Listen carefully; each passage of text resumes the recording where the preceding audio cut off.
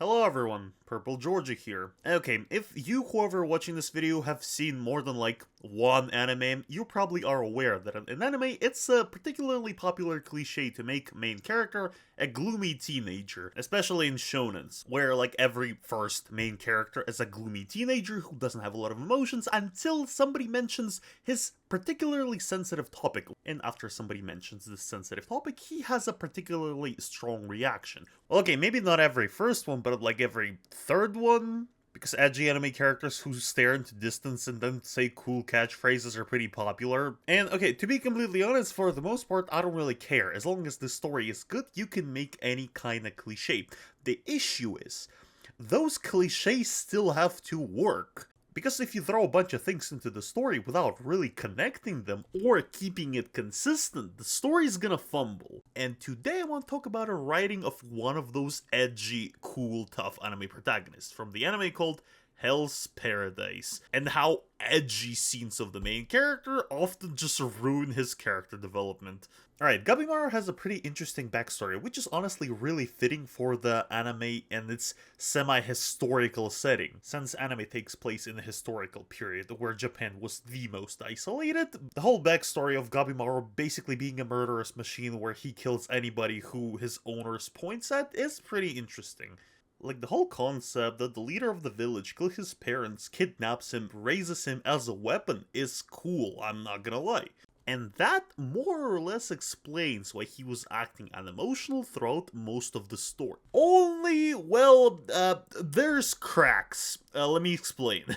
The way main character is presented is a little nonsensical. For example, the character inconsistency that caught my attention right away is that at the beginning of the story, the character explicitly states that he doesn't want to live. And this is pretty important because, like, first entire arc, the main character just legit wants to die. That's his basically only goal. Only he says that, yes. But then when you watch him closely, at the every attempt when somebody else tries to execute him, he does everything to stay alive. Because, look, basically the government of the area where he lives considers him a criminal. As such, they're trying to execute him. And okay, if execution where they burn him in oil doesn't work because his skin doesn't burn due to his ninja training or something, there's still plenty more scenes where he pretty much avoids death in any ways possible. When somebody throws something at him, he dodges it. Where they try to decapitate him, he purposefully flexes his muscles, which just breaks katanas. And yes, that's also part of his ninja training. And okay, I'm just gonna forgive that the training of his village or whatever allowed him to just snap katanas like that by flexing muscles just looks magical. Okay, I'm gonna forgive it, whatever. But I still started to realize that this guy is freaking lying. And just so you understand, it's stupid not because character has some imaginable way to live. No. It's because the story purposefully establishes him as a character who wants to die. At the time, he had no reasons to live. He was constantly talking about how he wanted to die. And even when he was asked, why exactly aren't you letting us execute you? He just basically started blabbering about death and life and wasn't really giving a clear answer, and that was just an overly edgy monologue. That's essentially his whole introduction, just a bunch of cool edgy scenes where he breaks katanas, where he doesn't burn. Why? Because they look cool. But what did he do for his character? Well, literally nothing, because he wants to die, but for some reason just plot won't allow it. So as a result, all of his actions just contradict his established goal. Like, I understand that you have to keep main character alive for the sake of the story, like, that makes sense, but why the hell would you give him a motivation to die if at the same time he doesn't want to die? Like, what the fuck is this? So essentially, in the end, all of those monologues where he blabbers about not being able to, like, live with himself, how he wants to die, how everything sucks, in the end, there's just overly pointless, edgy scenes. And the irony of the situation here is that character has interesting writing later in the story, which I will mention later in the video, but at the beginning of the story, before the main action kicks in, it's goddamn hilarious for how stupid it is. In addition to that, if he wants to go to heaven as fast as possible, why is bro still eating? Like, am I crazy? Because, again, this character portrayed super seriously. Like, there's no doubt that is shown. He's always like a depressed, gloomy teenager. He only talked about death at the time of those scenes, and there wasn't like a doubt shown on screen. He didn't remember his wife that he wanted to live her. No, he wanted to die. That's it. Period. But then he was doing everything that was literally keeping him alive. And I'm watching this and I'm like, bruh, like, make up your mind, bro. Oh yeah, and even funnier, like I said, later he meets up with a girl who's supposed to guard him, and she literally reminds him of his wife that he just forgot about. And suddenly now, he wants to live because he has a girl waiting for him, and like, bruh, did you forgot about love of your life? How edgy can you be? Because the way main character realizes he is supposed to live because he loves his wife is goddamn hilarious. Essentially, remember I mentioned that chick who was basically asking him, why can't you let us kill you, and why the hell aren't you burning? So essentially, at one of the meetings where she meets up with the main character, she, unironically, and I'm not even shitting, starts explaining to main character that he loves his wife, and because of that, he has a desire to live. And he's like shocked when she explains that. Like, like, okay, just so you understand, and just so I could process that myself, let me recap that all in a timeline. Main character was raised as an emotionless assassin. Then, the guy who made him an emotionless assassin gave him his daughter as his wife. This wife brought joy in his world and made him want to live. Then, he realized that he's an emotionless assassin and decided to die because he had no desire to live. Then, while doing it, he was not allowing the government to kill him, basically. And when his executioner asked him, why exactly aren't you letting us kill you? He just starts blabbering about life and death and, like, the meaning of it all. Almost like trying to convince himself that he doesn't want to live. After which, the executioner notices logical fallacy and explains the main character that, wait a minute, you have a girl waiting for you. After which, the edgy, serious main character, who is established as a guy who was literally slaughtering hundreds. So, you'd think he should be pretty grown and mature in his mind at the very least. So this character goes on an emotional breakdown and like a middle schooler starts yelling that no, his wife actually doesn't mean anything and he actually wants to die. Like, bruh, just to later realize that he should live for his wife. And I'm like watching all of that, I'm like, bro, what is this freaking baby level of writing? Do you seriously need to spell out for you that love of your life is worth living for? You see what I mean when I said a lot of scenes just exist for an edgy emotional scene where something happens? Like, who cares that the character is just being stupid at the scene, not realizing the obvious? Like, the scene is cool, so whatever.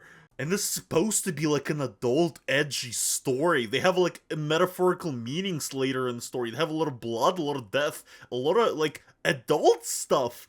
But what is this baby level of establishment when the main character from the start looks like a freaking hysterical crybaby? Like, correct me if I'm wrong, but that's not the proper way to establish a fearsome, emotionless warrior who may still have a glimpse of emotion in his head. No, that's a way to establish unsure teenager.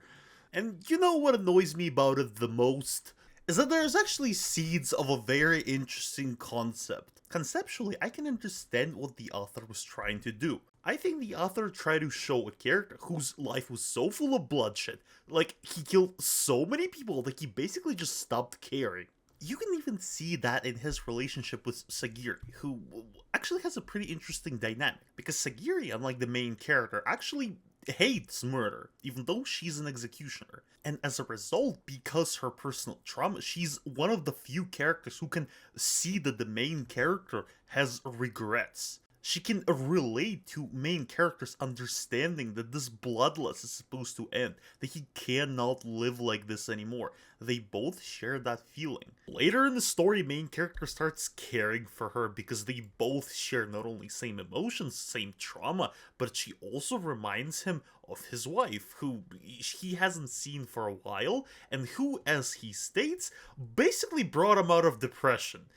Which he got after years and years of being an emotionless assassin. So once main character starts heavily interacting with Sagiri, his writing becomes like actually really good because it gets a progression. Like, overall relationship between Sagiri and the main character are probably the most compelling in Hell's Paradise. Especially when all the other stories are like very meh, in my opinion. But to be honest, even in that relationship, there's still a lot of like weird aspects that I don't even know why exist. For example, the later kind of plot twist with main character's wife. Because at the beginning, and I feel like most fandom of the Hell's Paradise can relate to that, everyone thought that his wife wasn't real. Because throughout first season, there's a lot of hints that she is just a fragment of main character's edgy but damaged imagination. And all in all, that plot twist seemed believable, because she was basically only shown in flashbacks. As a result, the fact of her not being in existence would have been totally fine if it came to that. But no, in manga, she is very real. So, I guess all of those hints that hinted to us that she's not real and the main character just made her up because he was that traumatized didn't really go anywhere. It was basically just there so he had extra monologues about him being delusional. I don't know, like, why would you do that? What's the point of pretending, of hinting that she might not be real if he, A, still believes that she's real regardless, and B, she turns out to be very real? Same thing goes for the main character's regrets. Like, you know, again, all of that scenes where he says that he wants to die because he hates the fact that he's an assassin and he hates how many people he killed and he regrets all of that yapping. Yeah, but in addition to that, when somebody pisses him off later in the season, he just does that to him. Like, seriously? That's the same guy who said he regretted all of this bloodshed that he caused. He did this to a guy. Yeah, sure, whatever, bro.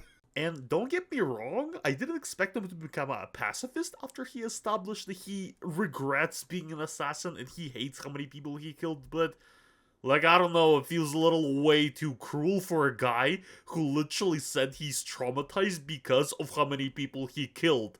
Like, shouldn't he at least try to be more cautious? And, like, it shouldn't look as gruesome as it did.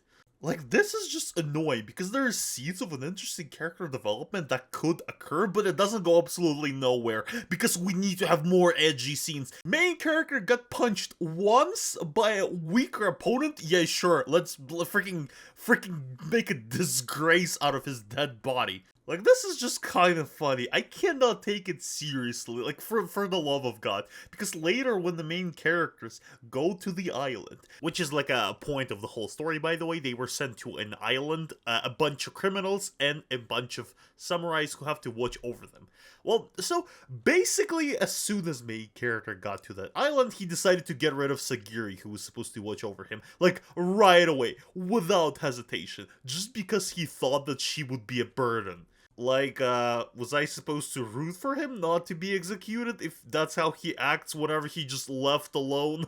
And Sagiri wasn't even acting that hostile, especially compared to other characters. Like, didn't he, a scene ago, in the conversation with the same executioner, remembered that he doesn't want to be an emotionless assassin and wants to live for his wife? Why, in the first chance where he can be an emotionless assassin, he forgets about his wife once again, I guess, until she comes back as a spirit or something and reminds him of his motivation again. Like what is this throwing around? Is this guy Billy Milligan or something? Like, he has freaking split personality? Because that's what I'm getting based on his actions that like, not at all align with his words.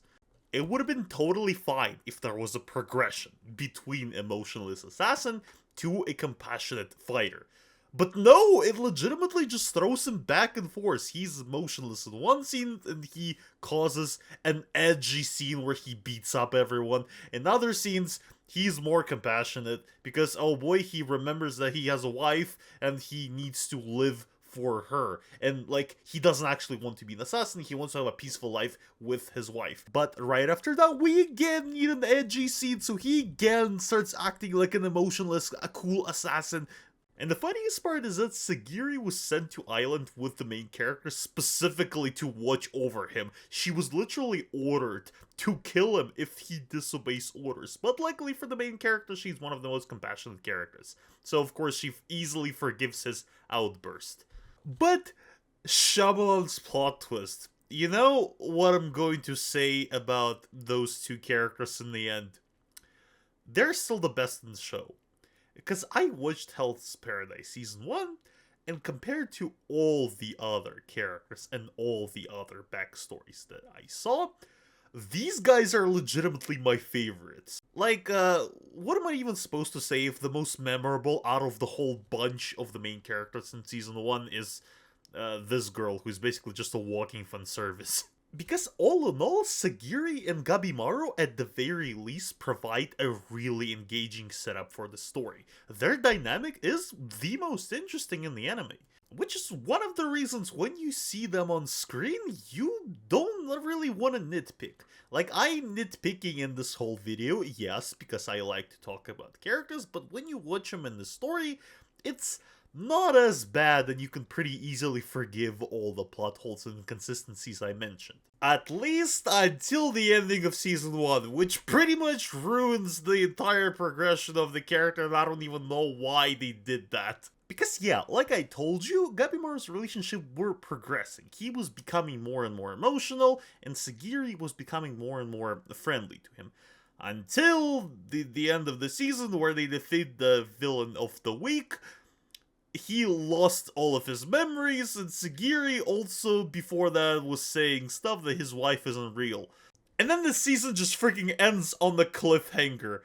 And then the new season, he just got all his memories back? What was even the point of freaking that? Like, why did he lose his memories? Why did we have the cliffhanger that his wife isn't real? For drama and another edgy scene? Yeah, sure, bye. Yeah, I think that is it for today. I'm maybe gonna have another video where I talk about the other characters in this anime, because by god, they're even worse. And I guess that is it. Tell me in the comments if you like this video. Subscribe, and see ya.